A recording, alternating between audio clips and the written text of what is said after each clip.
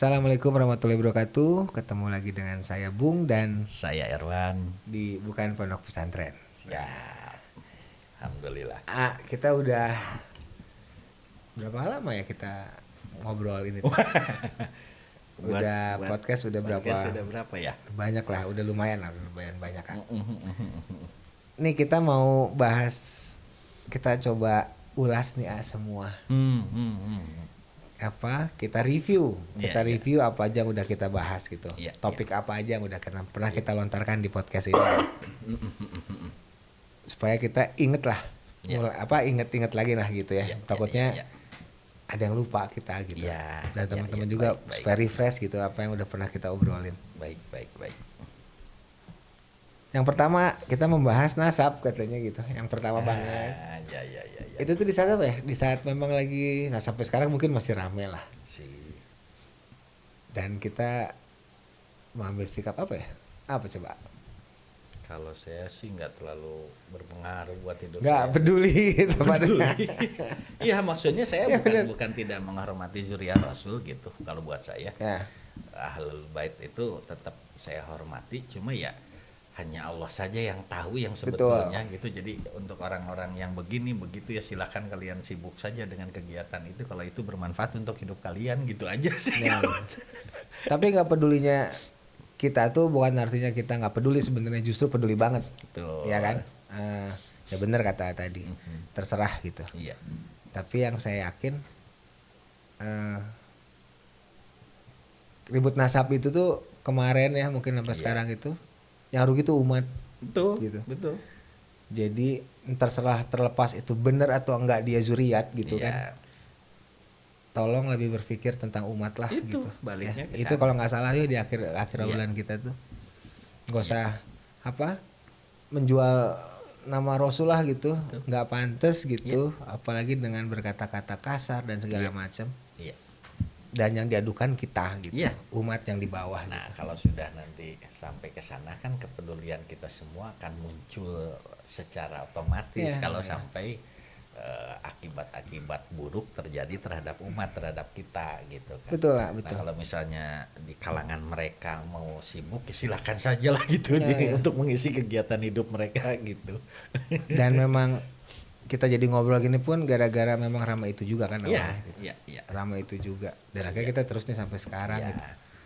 Itu bukan artinya kita nggak pikirin, tapi ya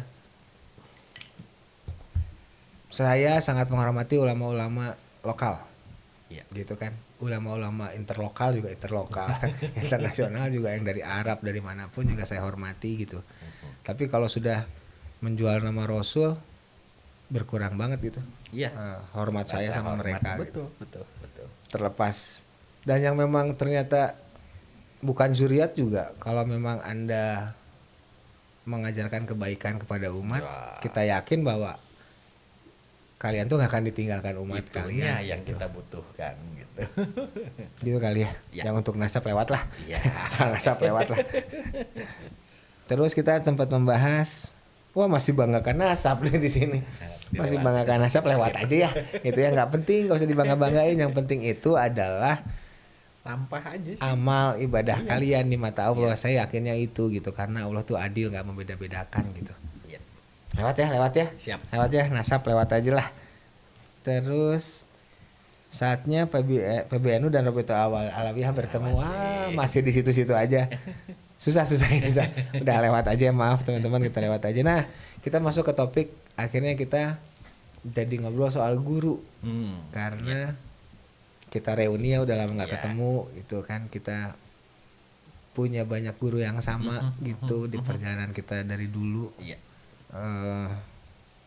Ya Fatihah dulu buat guru-guru kita. Betul, amin. Ya, amin, mudah-mudahan mereka mendapatkan tempat yang baik gitu di sisi Allah gitu. Di Allah gitu. Jangan di sisi itu, nggak bareng kita. Ya, membahas soal guru nih ya dulu. Ya, kalau guru sih buat saya sedapat mungkin kalau untuk latihan diri saya untuk supaya tidak sampai lupa kepada beliau-beliau ini. Dalam arti lupa itu baik secara jasa kebaikan beliau-beliau dalam memberikan ilmu kepada kita, kemudian ya membimbing dan lain sebagainya, belum lagi beliau ini yang saya tahu orang-orang yang selalu mendoakan umat. Ya semoga termasuk kita yang didoakan oleh beliau-beliau. Nah ini kan ada satu kewajiban yang ada dalam diri saya untuk ya ikut mendoakan beliau-beliau juga. Nah ini saya coba lakukan sedapat mungkin gitu, sesering mungkin. Apa misalnya dalam satu hari pun misalnya apa itu entah di tengah malam, misalnya di sepertiga malam terakhir, atau kapanpun kita lagi memang nyaman, lagi enak kondisi situasinya, ya ayo kita mengingat beliau-beliau. Ya kalau saya terus terang dengan hadoroh Fatihah misalnya kepada beliau-beliau, apa tawasul dengan yang dengan tawasul gitu misalnya dan lain sebagainya, silakanlah dengan apapun gitu ya. Intinya jangan melupakan mereka Bung gitu, karena jasa-jasanya banyak ya. Iya, kita begini tuh ya karena wasilah beliau-beliau gitu. Ya kalau ini sedang saya upayakan juga yang masih guru-guru kita yang masih jumeneng, ayolah ditemuin gitu. Ya sini pun saya sama nih lagi ada rencana mau nemuin beliau-beliau yang sudah agak lama nggak ketemu gitu. Jadi kita akan perjalanan ya. Iya. Mumpung masih ada, maksudnya ada masih pada ada gitu. Iya, kita semua lagi diberi sehat, rezeki dan lain sebagainya. Kita silaturahmi soan, ketemu dengan beliau-beliau, minta doanya, minta nasihatnya gitu. Ya kalaupun yang sudah tidak ada, kita pun mencoba juga memuliakan keluarganya gitu. Jadi, biar nggak putus ya. Iya, kita temui apakah istrinya, apakah anak-anaknya, apa yang bisa kita perbuat dengan mereka, yang pada dasarnya secara lahiriahnya kita menghormati guru-guru kita. Karena dia ya. Iya, secara hakikinya semoga itu menjadi sebuah alur di mana kita ingin menuju kepada Allah gitu, karena ya mereka inilah pewaris para nabi ya. Emang saya yang begitu membuka, karena ini ada alur perintah dari Allahnya sendiri gitu, dan yang banyak membuka kesadaran kita itu guru-guru kita gitu kan. Gitu. Apalagi tentang spiritual ya, guru-guru yang mengajarkan kebaikan agama kepada kita nih gitu. Supaya tidak melupakan mereka, orang-orang yang berjasa kepada kita tuh salah satunya. Walaupun mereka galak ya, kadang ada yang galak teman-teman. Dengan berbagai karakternya. Ya, teman-teman juga mungkin ada guru-guru yang gitu tuh galak sama kita, tapi intinya mereka sayang kok ke kita gitu. Ya tapi pemilihan guru pun selektif ya, gitu. Jadi kalau nggak salah di bahasan itu ada gitu. Ada syarat-syarat, salah satu guru kita pun. Kalau ada dia satu orang guru kamu yang menjelekan orang lain atau agama lain, tinggalin katanya gitu kan, sampai sekeras itu gitu. Ya teman-teman, hormati guru dan datengin keluarganya kalau mereka udah nggak ada gitu, dan muliakanlah gitu keluarganya, bantu gitu sebisa kita. Nah kita sempat membahas guru nih ya. Kalau kita udah sempat datang lagi nggak sih ke keluarga? Sempat ya, setelah ini kita sempat datang ya. Ya gitu. Jadi kekerjain nih gitu. Iya betul, alhamdulillah. Nah ini setelah guru tuh kita membahas ibu. Banyak dosa nih soal ibu mah. Itu mah repot bahasanya nih. Ya kalau buat saya tetap sih Bung, terus saya program pikir dan rasa saya untuk mengarah ke sana bahwa ridha Allah itu ada di mereka gitu. Jadi ya jangan sampai saya melangkah mencari obat, mencari solusi, mencari apa, melewati beliau-beliau, melewati orang tua kita gitu. Lupa ya sama yang paling deket ya. Itu aja kunci besarnya tuh di sana sekarang. Ya ini ada entah ini udah dibahas apa belum ya. Ada kasus ya kalaupun sudah ini anggap aja kita nge-refresh. Refresh. Ada orang yang sakit Bu. Sakitnya itu unik, masuk ke medis pun medis tidak bisa menganalisa adanya sebuah penyakit, dianggapnya sehat gitu. Ya akhirnya otomatis mencari, kalau pemikiran di bangsa kita untuk mencari hal ya, masuk ke area spiritual. Dan beliau ini keluarganya menyarankan mendatangi pesantren-pesantren itu dari Jawa Barat sampai ke Jawa Timur. Itu beberapa pesantren didatangi, dan yang bodornya semua sesepuh yang ditemui mengatakan hal yang sama. Meminta maaflah kamu kepada ibumu, aneh enggak? Dalam arti aneh di sini tuh maksudnya tuh nggak umum ya. Ini tuh nggak satu yang didatangin kan, dan banyak gitu. Tempat tuh banyak, tapi kenapa semua mengatakan hal yang sama coba? Obatnya tuh di maafnya ibunya dia. Itu didatangin nggak akhirnya? Iya, sembuh. Akhirnya melakukan. Setelah melakukan itu tidak lama meninggal beliau. Jadi, sembuhnya gitu. Tapi iya, maksudnya sudah melakukan Ya. saran dari sesepuh itu. Yang meninggal itu sembuh sih sebenarnya. Iya. Gitu. Nah itu maksud saya itu kan bisa jadi kita itu mencari solusi hidup, wah langsung kejauhan gitu. Padahal ternyata ridho Allah itu di sana. Ya, yang kita cari itu apa sih, Bung? Yalah, Kasih sayang Allah. Apapun dari semua sifat-sifat Allah itu semua terangkum dalam ridhonya loh. Kalau Allah sudah ridho, la syadid mayurid, Allah meridhoi seseorang, apa yang mau mau menolaknya? Siapa yang akan menghalangi gitu? Apa yang akan menghalangi kalau Allah sudah ridho? Termasuk jodoh? Ya iya dong. Gitu, Met. Siap. Nah sementara ini ada di ridho Allah itu ada di orang tua, itu resepnya tuh udah jelas banget. Nah cuma punten saya pribadi memahami ini itu kan butuh lama, Bu. Iya. Nah maksudnya sharing ini itu kan mungkin barangkali bisa Shortcut, kita ya? mengambil pengalaman orang lain, kemudian kita telaah lebih jauh dan ternyata dirasa benar sama pengalamannya yang jadi pemahaman kitanya, ya kenapa tidak? Ya. Ridho Allah ada di sana gitu. Jadi mau kemana gitu? Ya benar. Iya Ibu kan? Memang apa ya? Beliau ini ibu kita ini yang memang memberi kita keluar ke bumi ini ya pertama kali dari beliau Ya, gitu. Iya. Keren bisa Yang ngurus kita sampai kita bisa kurang ajar ke beliau. Keluar dari tubuh beliau secara lahiriahnya gitu. Perjuangannya bagaimana ini itu nggak usah kita bahas lagi lah, kita semua sudah mengetahui. Sisi cuma sadar bahwa saya tuh kurang ajar lah sama ibu sendiri gitu kadang-kadang. Maksudnya dia tidak menghargai gitu kadang-kadang, sadar nggak sadar gitu. Iya. Ya pasti nggak sadar sih kadang-kadang ya apa. Ya tadi lah, sempat cerita tuh yang orang tua ibu ngurus anak 5 nih. Iya. Bisa gitu. Iya. Tapi nanti anak 5 ngurus 1 ibu aja nggak bisa gitu biasanya gitu kan. Ya itu saya gitu. Itu mudah-mudahan tapi nggak bisa gitu. Diviralkan itu kan waktu kecil adik kakak itu rebutan, ini ibu saya, kata yang satunya ini ibu saya. Tapi pada saat gede itu ibu kamu, Ya, ini ibu kamu. Mudah-mudahan nggak gitulah saya. Itu ya. Maksudnya aduh, sehat mam, yang sehat. Amin. Dan buat emang teman-teman yang ibunya udah nggak ada gitu, jangan berkecil hati gitu karena Allah tetap dengar gitu. Saya kemarin 20 Agustus belum lama kan, baru beberapa hari yang lalu mama ulang tahun gitu kan, dulu semasa hidupnya tuh di itu saya sama WA kakak saya, teh bener kan ulang tahun si mama tanggal sekian. Iya bener kayak saya ke makam ibu sendiri aja ke sana sambil bersih doa, saya ngobrol mah udah itu jalanin atako gitu buat beliau. Nah buat yang sudah tidak ada pun buat kita semua saya pikir tidak ada halangan untuk kita berbakti kepada beliau. Ya. Cara yang diberikan Allah itu syariat dan diberikan Islam itu banyak sekali untuk kita tetap memuliakan orang tua kita yang udah nggak ada gitu. Ya salah satu itu kan semua amal anak Adam itu terputus kecuali 3 perkara, itu kan salah satunya anak yang solehah gitu kan yang mendoakan orang tuanya. Ya jadi kita harus jadi anak yang soleh buat orang tua kita juga, dan buat kita dan buat orang tua kita, buat anak kita. Ya. Jadi soleh itu terbaik sih. Kalau kita bisa jadi soleh ya bisa jadi terang di lingkungan yang paling kecil gitu minimal. Amin. Lanjut ibu mah sedih ya. Jadi pokoknya saat itu jangan lupa itu kunci terbesar hidup kita.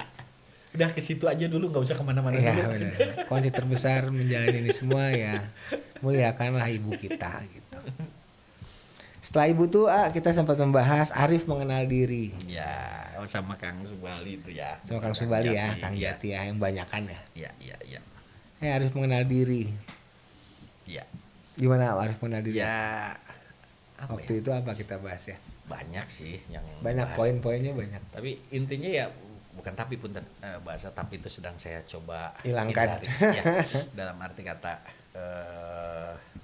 setelah tadi guru dan orang tua perannya ini besar sekali ya, lakon berikutnya adalah mengenal diri ini sih Bu. Mengenali diri ini sejauh apa gitu. Mentak lamun kata orang tua Sunda mengaji diri ngaji rasa gitu, ngebongkar lahiriah kita, batiniah kita gitu. Terus sampai penelaahan sampai kita terus mengenal ya ujung-ujungnya ya mengenal diri, mengenal Allah gitu. Mengenal Allah akhirnya ketemu deh dengan ketidaktahuan. Amin. Ketemu dengan kekosongan ya. Iya. Dan pun disebutkan tahu teh ada tahu naon atuh udah enggak ada yang kekal. pemahaman yang saya rasakan begini besok lusa bisa berubah gitu. Bisa naik bisa kurang, bisa salah gini gitu kan. Iya. Jadi memang nggak ada yang kekal kecuali ya Allah Sang itu Maha sendiri, Sang Maha itu sendiri. gitu.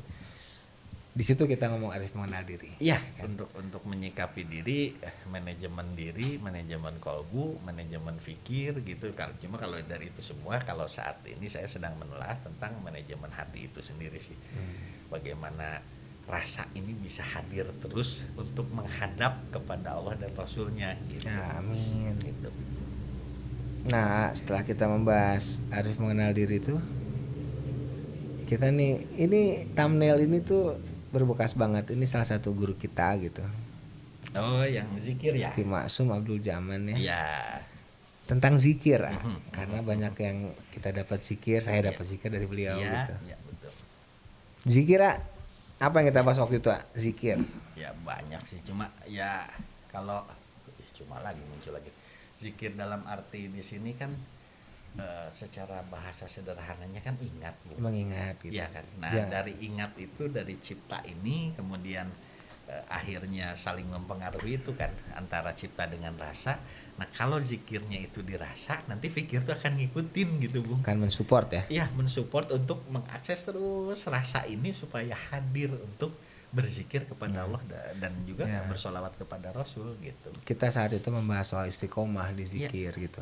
Ya. Zikir juga jangan bebas, tidak terbatas hitungan gitu, walaupun memang ada yang tertentu ya, memang ada kadang syarat-syarat itu ya, pengijazahan tentang zikir. Terus zikir yang aktif gitu di saat kita memang bergaul gitu, bersosialisasi, berkehidupan gitu. Kalau kita lagi sendiri sih ya itu zikir pasif menurut saya gitu kan, menurut kita kan. Zikir aktif itu ya di saat kita melakukan hidup gitu, menjalani ini, berlaku kepada sesama, kepada makhluk gitu. Dan sholat itu zikir yang utama gitu. Sholat itu sendiri ya, perintahnya kan dibahas tempo hari itu tentang zikron katsiro, zikir yang sebanyak-banyaknya. Berarti kan kesimpulannya itu tidak terhitung ya, ayo terus aja kita berlanjut untuk mencoba untuk berzikir. Kemudian dalam ayat yang lain dikatakan qiyama wa qu'uda wala junubihim, kamu lagi berdiri, kamu lagi duduk, kamu lagi berbaring gitu. Dalam arti kata berarti dalam semua kondisi berarti harus kita coba berzikir. Akses untuk berzikir gitu. Berarti kuncinya teruslah mengingat Allah gitu dalam kondisi apapun, dan itu pun sudah zikir. Lakukan syariat yang 5 waktu jelas minimal itu gitu. Kalau emang bisa ya harus tambah gitu. Ya si sholatnya itu sendiri kan ada disebut nafilah, itu kan misalnya salah satunya sholat malam, tahajud, jadikanlah nafilah jadi sebagai tambahan gitu kan. Sholat sunnah kan banyak yang bisa kita kerjakan. Berarti dari tadi kita bahas guru, ibu, arif mengenal diri, udah mulai masuk ke zikir. Iya. Habis itu kita membahas doa dan syukur. Iya. Iya. Di mana waktu itu tuh doa terbaik itu ya alhamdulillah itu yang kita keluar ya. Afdhalu zikri la ilaha illallah, afdhalu doa alhamdulillah gitu. Jadi sebaik-baik zikir ya tidak ada Tuhan yang harus disembah selain Allah gitu. Dan ya doa yang terbaik ya itu doa tadi. Doa terbaik itu adalah bersyukur. Bersyukur gitu. Dari doa dan syukur itu ya itu bersyukur. Itu adalah doa terbaik. Iya.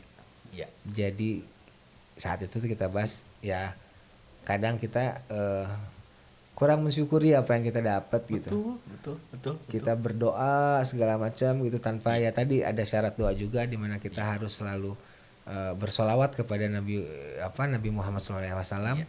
Supaya doa kita tidak menggantung kan gitu. Dan doa yang terbaik yaitu alhamdulillah. Syukuri gitu. Di saat kita memang dites gitu ya lagi repot. Alhamdulillah ya, karena ya harus keluarnya itu gitu. Alhamdulillah ala kulli hal walhamdulillahilladzi bi ni'matihi tatimmus sholihat gitu. Jadi pada saat yang kita rasa tidak nyaman ataupun nyaman, fasilitas itu menyediakan gitu untuk bersyukurnya gitu. Ya kalau dilihat kan berarti kita mensyukuri akan segala hal gitu, dan kita mensyukuri juga segala sesuatu yang datang kepada kita. Semoga itu menjadi sebuah amal soleh gitu. Amin. Ya kalau penelaahan lebih jauh lagi, saya terus dalam keseharian di olahan cipta dan rasa saya zikir kemudian doa, syukur, memang semuanya akan menyudut, sentralnya itu adalah sholat kan gitu. Sholat. Iya, karena sementara kita juga sempat bahas kemarin ya, sholat ini sholat seperti apa, syariat ada mengajarkan dari mulai yang fardunya, yang sunahnya dan lain sebagainya dengan segala kondisinya gitu, fasilitas yang sangat lengkap.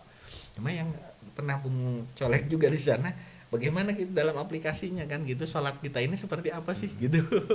Nah ini ya yang sedang saya latih dalam keseharian lagi begini. Sama. Kita mencoba untuk terus berhubungan gitu kan, sholat itu gitu.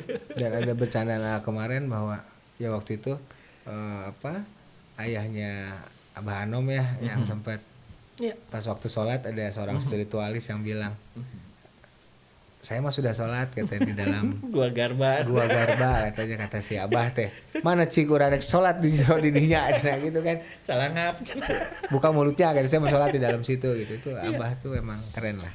Iya, untuk ya maksudnya kan karena memang ada orang-orang yang begitu menaiki menginjak terbuka sesuatu lah gitu, dia lupa sama syariat gitu, tinggalkan dan lain sebagainya. Walaupun ya mungkin ada yang tadi ya yang memang di tingkatan tertentu memang hukum di luar hukum kebiasaan tuh bisa muncul gitu. Betul, tapi nggak akan begitu caranya gitu. Ya. Nggak akan begitu. Beda lah orangnya gitu. Sebagai pola umum ya jalankan saja, karena kita orang awam ya jalankan saja secara syariat gitu. Kalau memang sudah waktunya mah mungkin akan beda lagi gitu. Ya. Dan gak usah dicari-cari tapi dan gak betul. usah mengada-ngada, gak usah bohong, gak usah mengkondisikan api-api gitu kan. Kadang orang ada yang gitu. Iya. Setelah itu kita ngomongin cinta dan pengorbanan. Ini kalau nggak salah pas Idul Adha ya. Nah iya. Ya cinta dan pengorbanan itu. Iya. Kita membahas bagaimana luasnya hati seorang Nabi Ibrahim gitu. Alaihissalam mau dan ridho gitu mengorbankan putranya gitu. Karena cintanya. Karena cintanya kepada gitu. Allah gitu. Iya. Dan hebatnya anak istrinya pun ridho gitu, sama mencintai Allah juga dan berani mengorbankan dirinya. Itu gimana sih seorang imam bisa begitu di keluarga gitu? Ya, itu contoh terbesar sih dalam sejarah manusia. Kayaknya. Wajar dia bisa mengatur banyak umat gitu ya. Maksudnya nabi. Bapaknya para nabi itu ya karena ya kehebatan ketawaduan beliau ini gitu. Iya. Nah, ini hal cintanya ini kan termasuk tempo hari juga kita ulas tentang bagaimana doa mahabbah itu yang dicontohkan oleh Nabiullah Daud alaihissalam itu kan, Allahumma inni as'aluka hubbaka wa hubba ma yuhibbuka wal amal alladzina yubalighuni hubbaka Allahumma jal hubbaka ahabba ilayya min nafsi wa ahli wa mimma imbarin. Jadi kata kasarnya diri, keluarga, dan sampai air yang sejuk pun ya mungkin di daerah sana seperti apa air itu berharganya, itu tidak akan bisa mengalahkan cinta beliau kepada Allah gitu.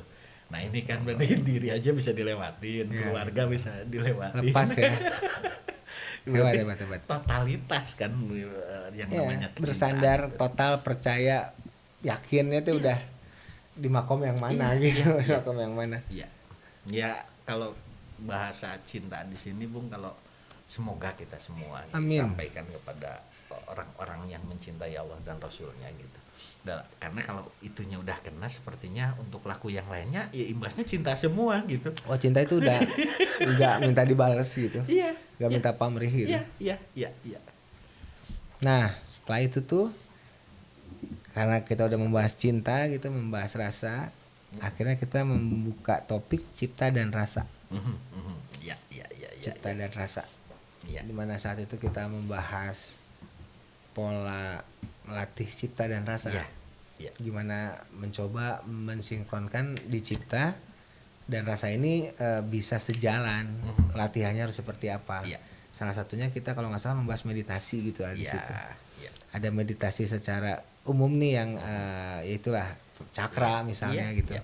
Dan di Islam pun ternyata kita punya titik-titik tajali gitu di situ. Titik latifahnya. Yang nggak jauh beda sebetulnya gitu. Betul. Pola-pola meditasi posisi yang enak gitu kan. Iya. Olahan-olahan mengolah diri gitu. Tools yang ada di diri kita coba karyakan untuk ya tujuannya sih kembali lagi untuk mencari diri ini ya tujuannya kan itu baru koma kan, selanjutnya ya untuk mengetahui keberadaannya ini gitu. Dan di bahasannya itu tapi kita sempat mengingatkan kan sebetulnya apa? Saat kita latihan ini tuh kadang suka ada apa ya? Suka ada fenomena apa ya? Itulah. Iya. Apa namanya? Kembangan atau apa ya, ya bahasanya yang lebih tepatnya. Ya. Jangan sampai kena ilusi lah gitu. Ya, saya ambil contoh kalau dari kisah Sultan Aulia itu bagaimana Kanjeng Syekh Abdul Qadir Jailani, kalau yang saya tahu, yang saya dapat dari orang tua tuh, pada saat beliau sedang bertajalli dan lain sebagainya, tiba-tiba datang cahaya kemudian mengaku Allah, dan dari situ si cahaya itu katakannya ngomong kan, udah ibadahmu sangat sempurna, mulai saat ini udah kamu nggak usah sholat fardu lagi. Nah itu kan beliau bawa bakiak baledog gak setan cenah kamu macam gitu. Nah maksudnya kan secara lahiriah pada saat ada kembang-kembang dalam spiritual kita sedang mengolah ke sana, patokan yang pertama itu adalah syariat gitu. Ya kan beliau mencontohkan seperti yang paling benar ya itu gitu. Bandingkan dengan syariat dan aturan yang memang di kita di Islam gitu. Kalau kita nggak kembalikan ke syariat kan, begitu datang cahaya aja udah gitu aja udah keburu senang, heboh. Wah ini didatangi malaikat gitu. Ini banyak fenomena yang kadang-kadang ada orang ngomong, wah saya ketemu Nabi nih kata gini. Iya. Orang yang ketemu Nabi tuh nggak akan ngomong, nggak perlu diomong-omong gitu kan. Gitu. Ini kan sekarang lagi banyak nih gitu kan. Sekarang tuh berkembang. Oh ya tadi sorry titik latifah ya maksudnya. Ya di situ tuh di yang pembahasan ini justru kunci mulai kita mengolah diri nih gitu. Dan di podcast yang itu kita banyak mengingatkan hati-hati gitu dengan yang tadi gitu. Rasa apa indera kita mesti dijaga banget. Karena kita akan mengalami fase-fase yang menarik gitu, itu yang berbeda. Tetap jangan berhenti teman-teman, jalanin kalau nggak salah waktu itu gitu. Nah setelah kita membahas soal cipta dan rasa, kita membahas masalah tobat. Nah itu dia. Ya proses alur yang baik sih menurut saya, salah satu step yang harus kita ikhtiar dan doa gitu. Yaitu untuk bertobat Bung, karena ya kalau saya sih sampai saat ini asa naon ngagawekeun kebaikan naon gitu. Tobat terus ya. Buruk gue mah. Jadi asa tobat terus ya. Dan itu enggak apa-apa teman-teman, kita tobat terus aja gitu. Asal daan. Ya maksudnya apa gitu? Ya. Mikiran salat saya siga naon, mikiran zikirnya siga naon, mikiran itu ieu ya maksudnya perintah-perintah ini tuh saya enggak tahu pisan gitu. Akhirnya yang nupugu banyak hal yang apa ya, menurut saya jauh dari baik, dalam arti kata di sini itu jauh dari tuntunannya. Harus mencoba mengejar ke sana tuh harus seperti apa, akhirnya ya udah memperbaiki diri terus yang ada mah gitu, nggak ada cara lain ya gitu. Dan di tobat ini kita bahas kesalahan kita sesama manusia kalau nggak salah gitu. Ya dari sini banyak salah yang mungkin kita tidak sadari. Bikin betul. Sakit hati orang gitu, urusan-urusan yang belum selesai, hal kayak gitulah gitu. Dan coba kita beresin. Ya sebetulnya mah kita menzolimi diri sendiri sih Bung, kalau yang saya rasain mah gitu. Makanya pantas kalau istighfarnya Nabiullah Adam alaihissalam, Rabbana zolamna anfusana wa ilam tagfirana wa tarhamna lanakunanna minal khosirin. Betul. Jadi memang kalau kita sudah menzolimi diri, kalau tidak ada ampunan dan kasih sayang Allah, niscaya kita akan jadi orang-orang yang merugi gitu. Ya itu tuh nyata banget gitu. Belok nanti bisa tinggal mana gitu. Iya. Walaupun di bahasan itu kalau nggak salah kita bahas juga tenang gitu. Tenang itu dalam artian pintu tobat itu selalu terbuka. Selalu gitu. terbuka, betul. Dan kita melakukan kesalahan apapun gitu, selama itu bukan syirik, kita tetap ada di jalur yang benar. Karena Allah tuh selalu membuka pintu tobatnya bagi orang yang mau gitu. Ya pembahasannya ke situ. Karena kita membahas cipta dan rasa, sebelum kita punya base tobat tuh kayaknya akan ada yang kurang gitu. Beresin semua urusan dulu. Supaya latihan cipta dan rasa kita ya sedikit-sedikit lah. Karena kan minta maaf ke banyak orang atau yang memang udah nggak ada juga rada sulit, tapi ya berniat saja juga. Sambil berproses melatih cipta dan rasa tadi. Nah, terus di saat itu kita mengambil apa? Alhamdulillah ada tamu, Kang Acil. Kang Acil itu ahli kecapi. Kokam, Apa? Kokam. Iya, komunitas kecapi mania. orang-orang ini tuh orang-orang hebat di mana mereka itu selalu melatih rasa dengan bermain musik ya, salah satunya dilatih tuh cipta dan rasanya tuh dilatih gitu dan jadi tajam gitu sampai beliau mengatakan ada pengalaman-pengalaman yang unik ya gitu. Mungkin nggak semua bisa mengalami gitu. Beliau sempat bermain diundang oleh dunia lain gitu untuk bermain.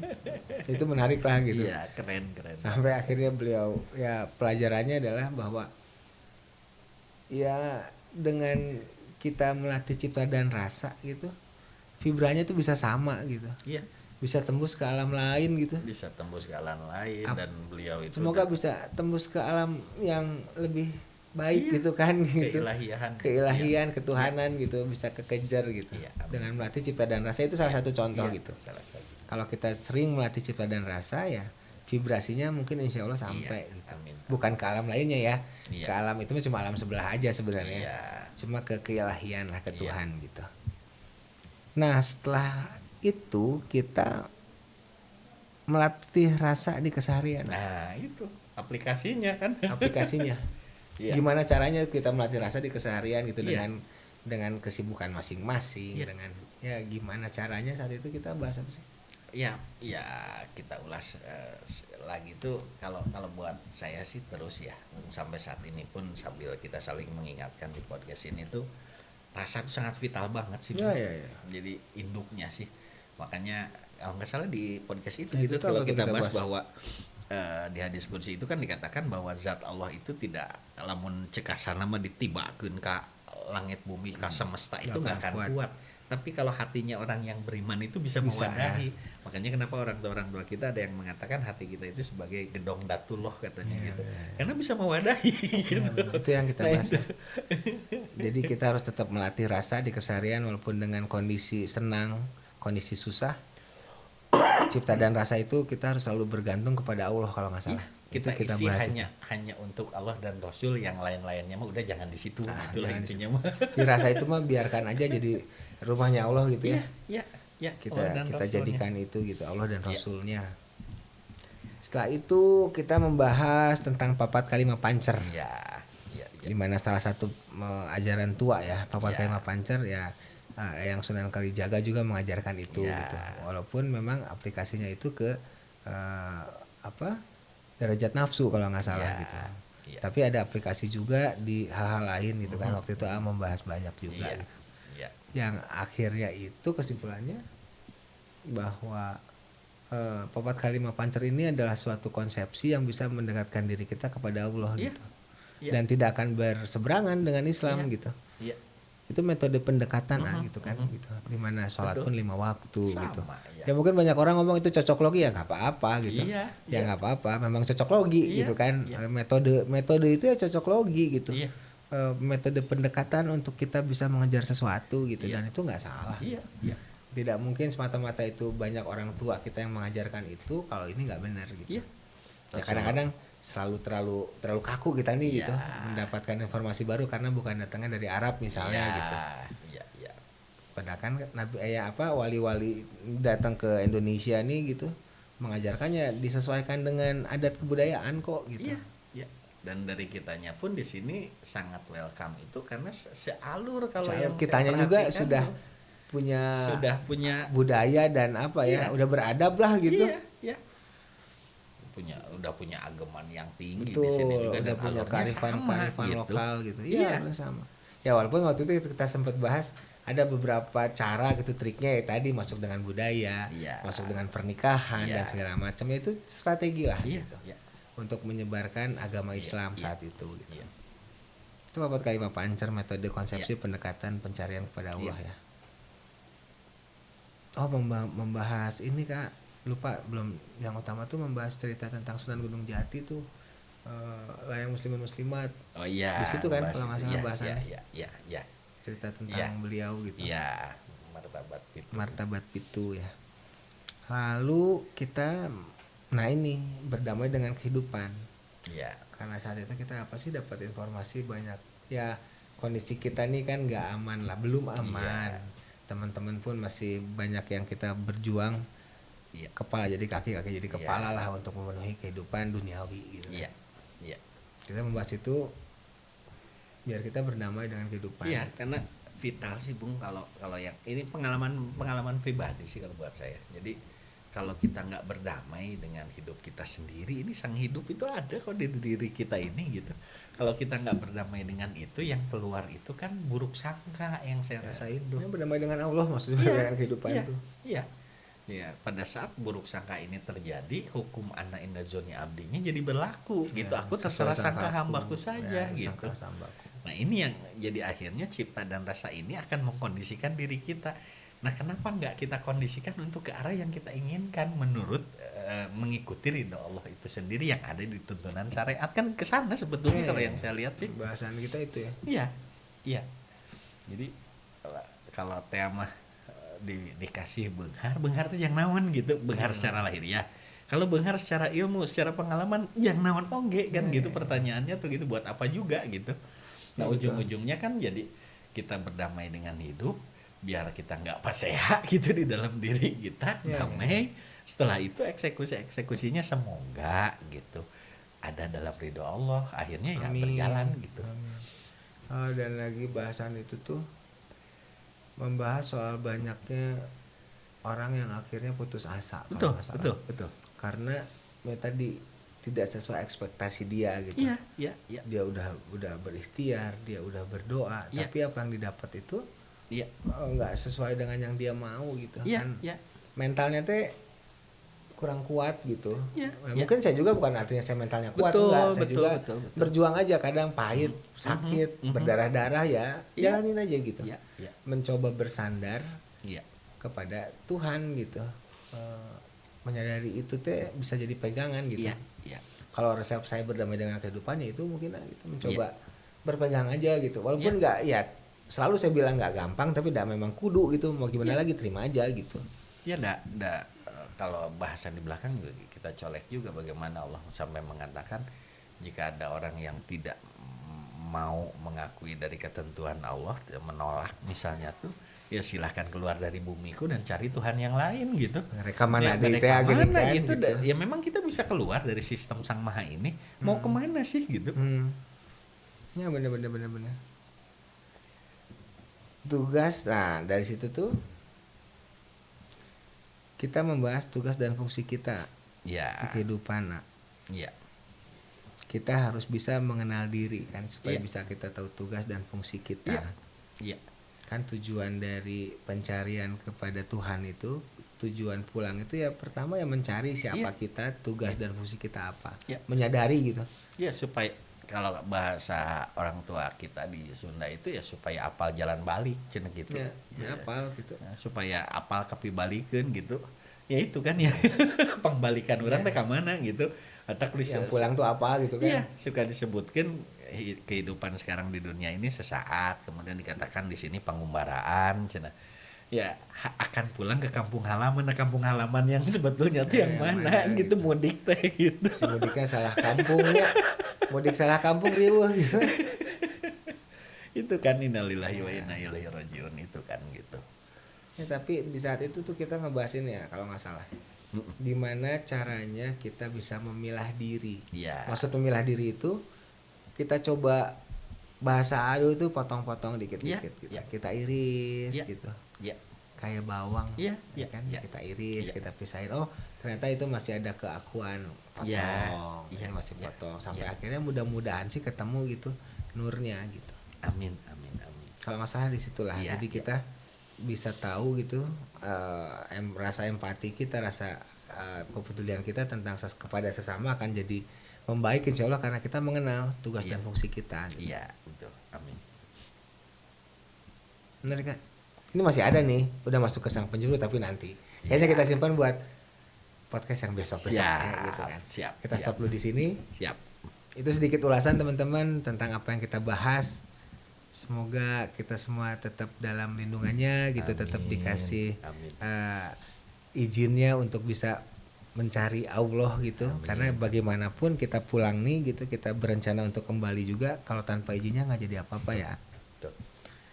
Dari Bukan Pondok Pesantren, saya Bung, saya Erwan, kami pamit. Assalamualaikum warahmatullahi wabarakatuh.